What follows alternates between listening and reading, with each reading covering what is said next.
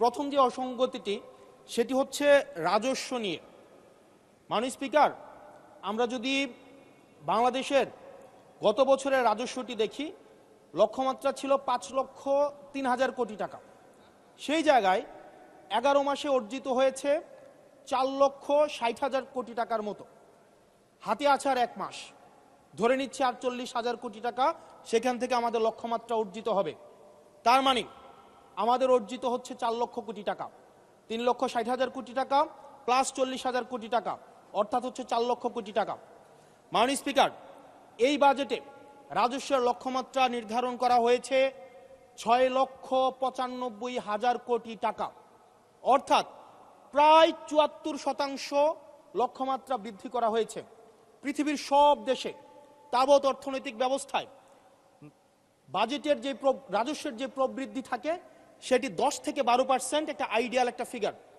সেই জায়গা থেকে মাননীয় অর্থমন্ত্রীর কাছে আমার প্রশ্ন, সারা দেশে বা বিগত রাজস্ব কালেকশনের যদি আমরা হিস্ট্রিটা দেখি, 10 থেকে 12%-এর জায়গায় সরকারের কাছে এমন কি মেকানিজম রয়েছে যে মেকানিজমের মধ্য দিয়ে প্রায় আমরা 75% আমরা রাজস্ব নতুন করে আমরা সংগ্রহ করতে পারবো। মাননীয় স্পিকার, সেই জায়গা থেকে আমরা বলছি যে এই যে রাজস্বের যে মাত্রাটি নির্ধারণ করা হয়েছে এবং এনবিআর এর যে সক্ষমতা রয়েছে সেটি বিবেচনায় এই বাজেটটির লক্ষ্যমাত্রা রাজস্বের ক্ষেত্রে কতটা অর্জিত হবে সেটি আসলে আমরা সন্দেহ প্রকাশ করছি।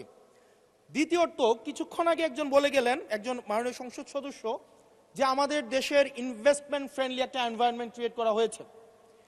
মাননীয় স্পিকার, 100 টাকার যদি আমি বাংলাদেশে ব্যবসা করি, আমাকে কর্পোরেট ট্যাক্স দিতে হয় 27.5%, অর্থাৎ আমি সেখানে 100 টাকার মধ্যে আমার পকেটে থাকে আর 72.50 টাকা, 72.5 টাকা। এই 72.5 টাকার মধ্যে আমার ডিভিডেন্ড ট্যাক্স সারচার্জ সহ আমাকে দিতে হয় মাননীয় স্পিকার 40%, অর্থাৎ আমার পকেটে তখন থাকে 43.5 টাকা। এই 43.5 টাকা আমি 100 টাকা ইনকাম করি, আমার সর্বসাকুল্যে আমার ট্যাক্স চলে যায় 56.5%। আমরা যদি মালদ্বীপের দিকে তাকাই, আমরা যদি সিঙ্গাপুরের দিকে তাকাই, মালয়েশিয়ার দিকে তাকাই, সেখানে এই কর্পোরেট ট্যাক্স হচ্ছে 0%। আমরা যদি শ্রীলঙ্কার দিকে তাকাই 15%, নেপালের দিকে যদি তাকাই তাহলে সেটা 5%। শুধু সরকারের সমালোচনার খাতিরে না, আমরা নির্মোহভাবে কনস্ট্রাকটিভ ক্রিটিসিজমের জায়গা থেকে আমরা বলছি এই 56.5% কর্পোরেট ট্যাক্স এবং ডিভিডেন্ড ট্যাক্স বিদ্যমান রেখে এটা ডোমেস্টিক ইনভেস্টমেন্টকেও প্রমোট করবে না এবং ফরেন ইনভেস্টমেন্টকেও প্রমোট করবে না। যেই বিজনেসম্যান আমার সিঙ্গাপুরে বিজনেস করতে পারবে 0% ট্যাক্স দিয়ে, সেই বিজনেসম্যান 56.5% ট্যাক্স দিয়ে সেই বাংলাদেশে বিজনেস করতে আসবে না। মাননীয় স্পিকার, আমরা সেই জায়গা থেকে প্রত্যাশা করেছিলাম যে এই বাজেট একটা ইনভেস্টমেন্ট ফ্রেন্ডলি একটা বাজেট হবে এবং কর্পোরেট ট্যাক্সের একটা সহনশীল মাত্রায় কর্পোরেট ট্যাক্সকে রিডিউস করা হবে। হতাশ হয়েছে মাননীয় স্পিকার। মাননীয় স্পিকার, আমরা যদি পরবর্তী যে অসঙ্গতিটা, সেটা হচ্ছে মূল্যস্ফীতি এবং জিডিপির যে লক্ষ্যমাত্রা নির্ধারণ করা হয়েছে।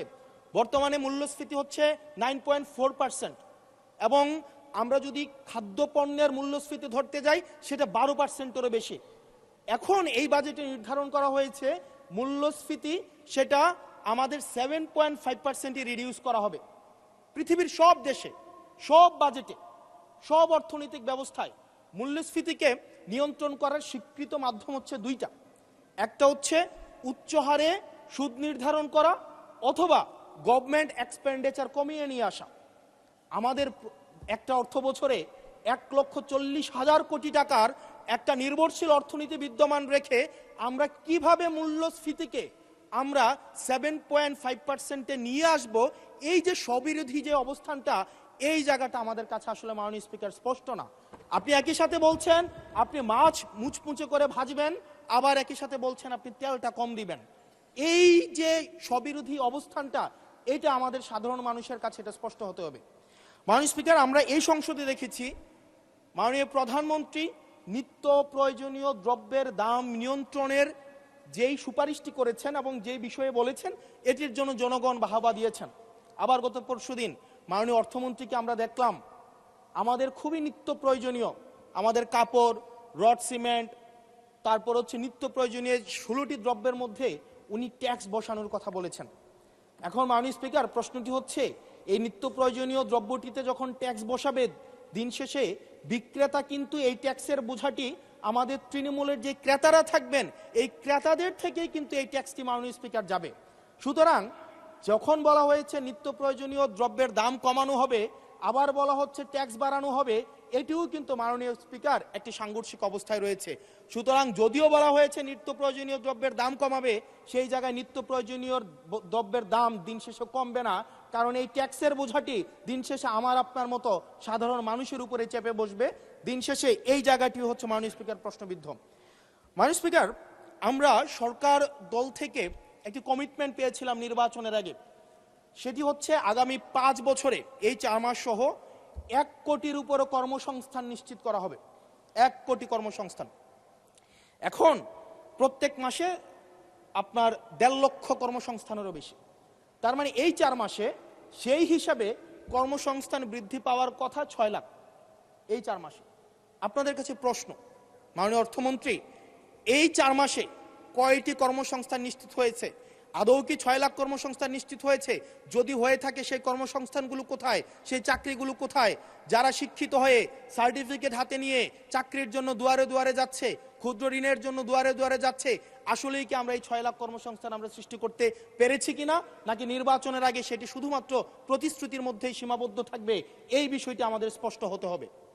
মাননীয় স্পিকার, আমরা প্রাচীন একটি ভারতের একটা প্রবাদ আছে, এই যে আমাদের একটি সান্ধ্যকালীন সংসদ চলছে, আমাদের মধ্যে একটি আলস্য ঝেঁকে বসেছে, আমরা একটু এখন বিশ্রামের একটা আগ্রহ সৃষ্টি হচ্ছে, এরকম একটা বিশ্রামের সময়ে এক ভারতের প্রাচীন ভারতের একটা প্রবাদ আছে। সেই প্রবাদে একজন বলেছিলেন যে ঋণং কৃতা ঘৃতং পিবেত যাবৎ জীবন সুখেং কিবত। অর্থাৎ ঋণ করে প্রয়োজনে ঘি খাও, তাইলেও সুখে থাকো। ঋণ করো, ঘি খাও, পরের ধনে পুদ্দারি করো, ঋণ করে ঘি খেয়ে জমিদারি করো, তাও ঋণ করো। আমার কাছে মনে হচ্ছে মাননীয় স্পিকার, এই প্রবাদটিকে সরকারি দলের কিছু সদস্য খুব সিরিয়াসলি নিয়েছেন, নিয়ে ওনারা ঋণ করো, ঘি খাও, তাও সুখে থাকো, এটাকে ওনারা এভাবে নিয়েছেন, ঋণ করো, ঋণ খেলাপি হও, তাও নির্বাচন অংশগ্রহণ করো। মাননীয় স্পিকার, আমরা দেখলাম এই সংসদে আমরা মাননীয় অর্থমন্ত্রীর কাছ থেকে আমরা কোনো স্পষ্ট কোনো কর্মসূচি আমরা পাই নাই।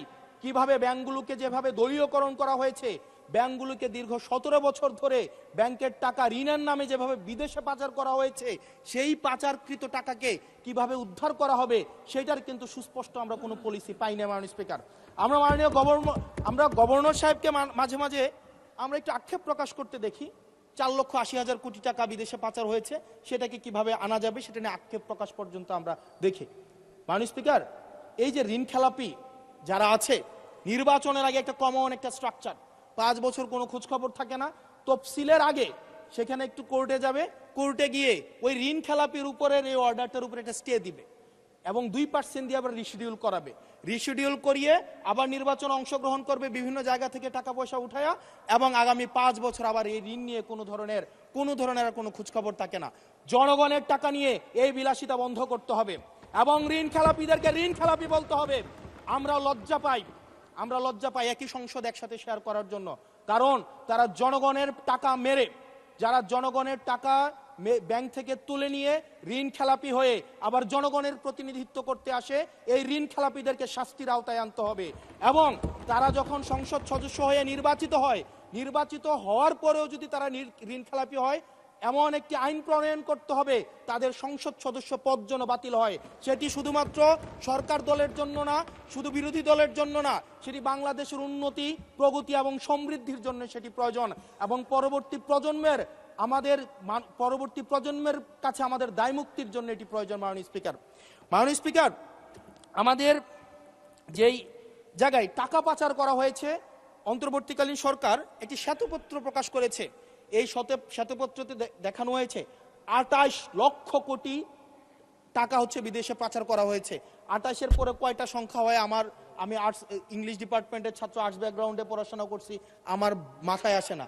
28-এর পরে কয়টা সংখ্যা হয়? 28-এর পরে না, 28-এর পরে 9টা না, এটাও হয় নাই। 28-এর পরে 28 লক্ষ কোটি টাকা বিদেশে পাচার করা হয়েছে। এখন মাননীয় স্পিকার, যারা পাচার করেছে তারা সদর পেয়ে এখন হচ্ছে মাননীয় স্পিকার গুলশান বনানী ধানমন্ডি এই দেশে এখন বুক ফুলিয়ে চলাফেরা করে মাননীয় স্পিকার।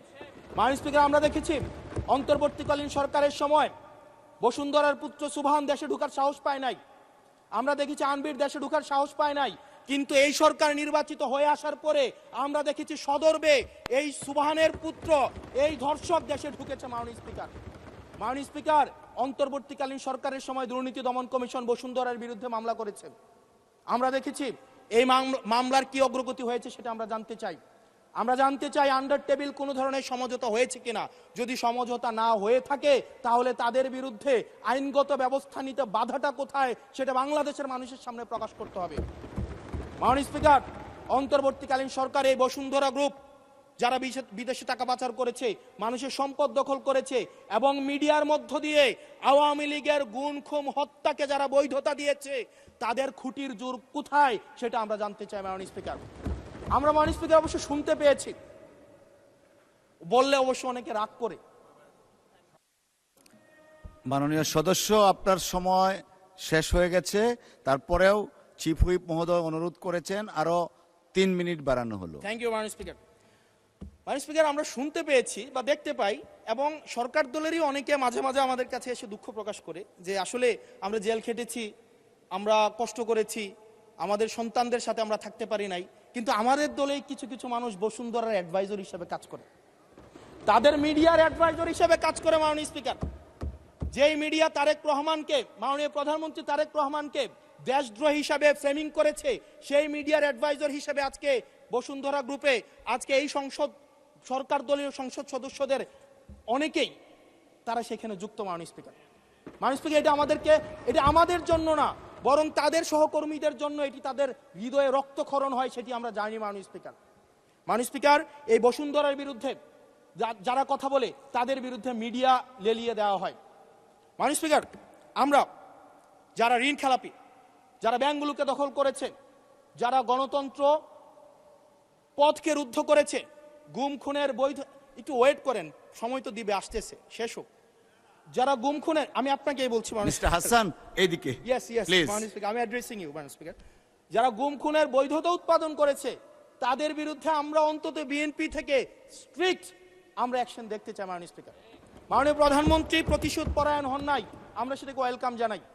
মাননীয় স্পিকার, প্রতিশোধ পরায়ণ না হওয়া আর সুবিচার নিশ্চিত না করা দুইটা এক না। মাননীয় স্পিকার, আমরা ওয়েলকাম করি উনি প্রতিশোধ পরায়ণ হন নাই, ব্যক্তিগত রাগ ক্ষোভের ঊর্ধ্বে উনি উঠতে পেরেছেন, কিন্তু আমরা এটা ওনার কাছ থেকে শুনতে চাই, উনার দলের কাছ থেকে শুনতে চাই গুম খুনের হত্যার উনি সুবিচার নিশ্চিত করবেন, উনি আইনের শাসন নিশ্চিত করবেন এবং এতদিন ধরে যারা নিয়ন্ত্রিত মিডিয়ার মাধ্যমে এই ফেসিবাদের পক্ষে যারা বয়ান উৎপাদন করেছেন তাদের বিরুদ্ধে উনি সুবিচার নিশ্চিত করবেন। মাননীয় স্পিকার, আমাদের প্রতিহিংসার কথা বলছি না, প্রতিশোধ পরায়ণতার কথা বলছি না। মাননীয় স্পিকার, মাননীয় স্পিকার, আজকে এই জায়গাতে আমরা আবার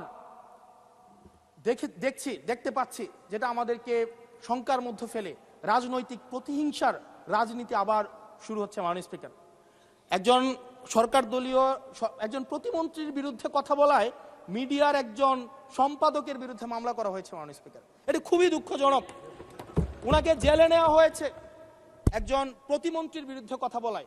এবং মাননীয় স্পিকার, আমি আপনার প্রোটেকশন দাবি করছি, কারণ আমরাও বলতে ভয় পাই, কারণ আমরা যদি সরকারের সমালোচনা করি, কোনো প্রতিমন্ত্রীর বিরুদ্ধে কথা বলি, মন্ত্রীর বিরুদ্ধে কথা বলি, আমার এলাকার বাজেট দিয়ে বন্ধ করে দিবে না সেটার কিন্তু নিশ্চয়তা নাই।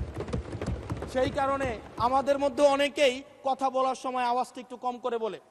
মাননীয় স্পিকার, আপনার কাছে অনুরোধ করি, আমার জন্য আমার এলাকার মানুষকে যেন বঞ্চিত করা না হয়। আমি এই সংসদে অনুমতি নিয়ে কখনো বিরোধিতা হয় না, কখনো অনুমতি নিয়ে আমি আপনার বিরোধিতা করতে চাই।